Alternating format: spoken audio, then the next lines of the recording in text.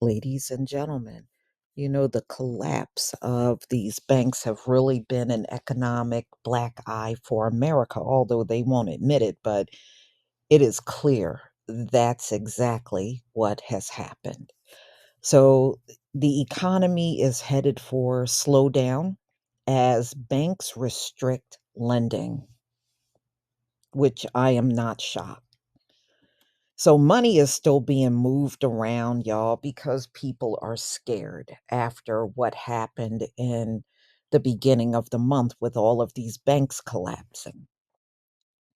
Tighter lending conditions, higher interest rates, and scrutiny of the recent bank failures will lead to a slowdown in the economy, said Apollo chief economist Torsten Sloke. So the collapse of Silicon Bank and Signature Bank in March called attention to the massive outflow of deposits from smaller regional banks to larger banks and money markets. Capital markets have remained essentially closed since SVB went under, and the longer the current stresses persist, the more harmful it will be for the economy, he said. Raising capital via high yield debt or an IPO is nearly non existent, while the outlook for investment grade debt is a bit better, but levels of issuance are lower than before.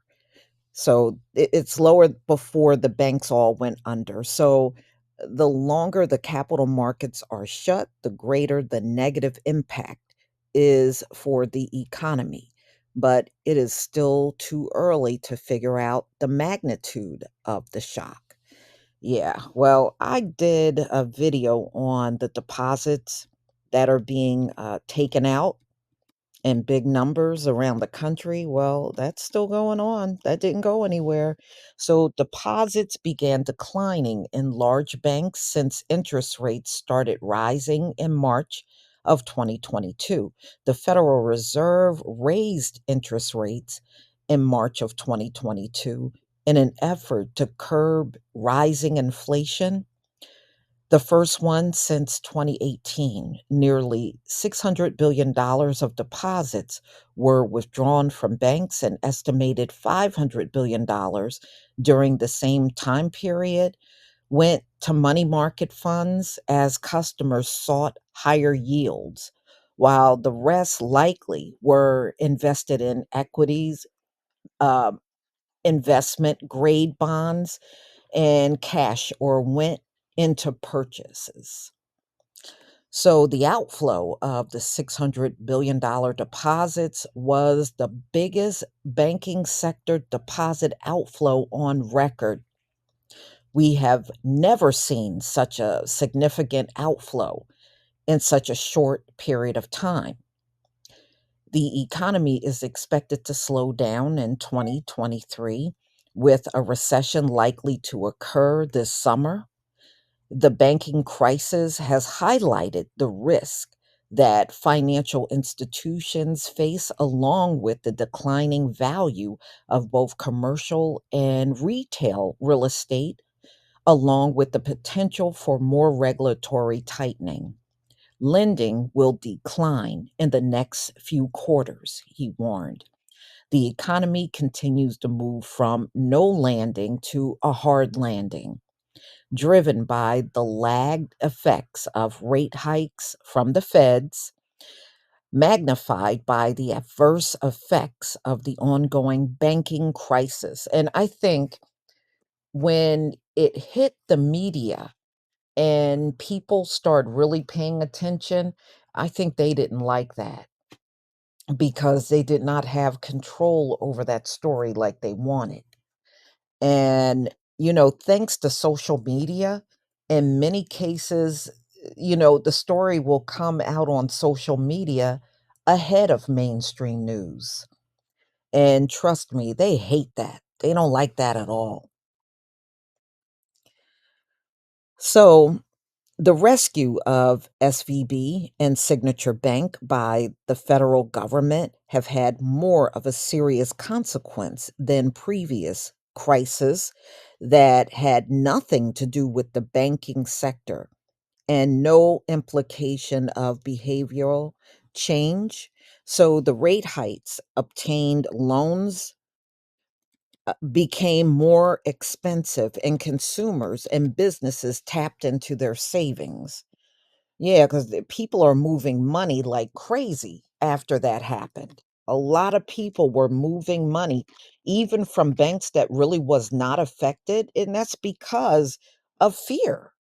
People have a real fear about losing their money.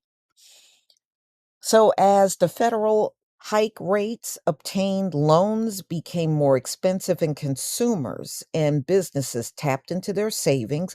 Companies also face hurdles in rising capital to expand their business. SVB did not have enough cash to satisfy the withdrawals from clients and had to sell assets such as long dated government securities, including treasuries. The sales of them, which led to a $1.8 billion loss. And the California bank attempted to raise $2.5 billion in capital by issuing new common and convertible preferred shares to cover the shortfall. Banks will reorganize balance sheets. Banks will have to reorganize their balance sheets since some of the value of their assets have declined, while a number of regional banks will step on the brakes and slow down on lending from commercial to consumer. The economy has already slowed down before the bank collapse, and consumers and businesses are withdrawing deposits, but the transfer of cash was relatively orderly and smooth and gradual until 2 weeks ago. The bank collapses caused a larger outflow of cash from smaller banks to larger ones that appear less likely to fail. There is no bank, let me tell you something, there is no bank in America that's above failing. And I just like how they write these articles like they are above any of these things happening, and that is no such thing. If a smaller bank can collapse, bigger ones have already collapsed. Y'all remember Lehman Brothers? Y'all remember Washington Mutual? Those are pretty big banks, a lot bigger than SVB and Signature Bank, and they failed. So I don't know what they're trying to say here.